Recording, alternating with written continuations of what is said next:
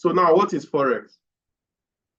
Forex, in short, stands for foreign exchange. And it refers to decentralized global markets where currencies are bought and sold. So whenever I'm having a class or a session with Nigerians like this, okay, and that was why I asked for our location. I usually make reference to our local Abuki currency exchange guys that usually exchange money for us. You know, they will exchange dollar to naira, pound to naira, and the likes. Or we have our BDCs, our Bureau de Change, all right? So that market where currencies are bought and sold is the foreign exchange market, okay? So what we are now doing now as Forex traders is that we are also participating in the market to make profits off the market. So the rate of fluctuations, okay? Or let's say the next point that we have here. Say that, and Forex market is the largest and most liquid financial market in the world, with a daily trading volume exceeding trillions of dollars.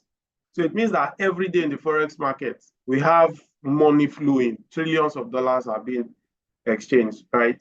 So we take advantage of the rise and fall of the value of different currencies to make our profit from the market, okay? And then in continuation, Forex trading involves speculating. So now get this, we speculate on the fluctuations in the exchange rates between different currencies. So that was what I was trying to explain the other time. So it involves speculating on the fluctuations in the exchange rates between different currencies to make our own profit of the market, all right? So you can speculate that the value of a particular currency, because of so reason, is going to rise. So because you look forward to it that it's going to rise, you buy enough quantity of that currency now. And then by the time it rose, right? By the time you see that the value has increased, you sell it, and then you make your profit within a day or within 2 days. You get what I mean, right? So maybe, for example, somebody comes to meet you and then tell you that, can you buy this pen? And then you buy a pen for, let's say, $100, right? And you have seen or you've heard somewhere that in the next 2 hours, that pen is going to increase in value from $100 to, let's say, $200. Then you go somewhere and you quickly buy like 10 of that pen. That means you've invested $1,000 into that pen, right? And then after 2 hours, by the time it is announced that that pen, the value of that pen is now 200 naira each, then you go ahead to sell all the 10 pens that you have.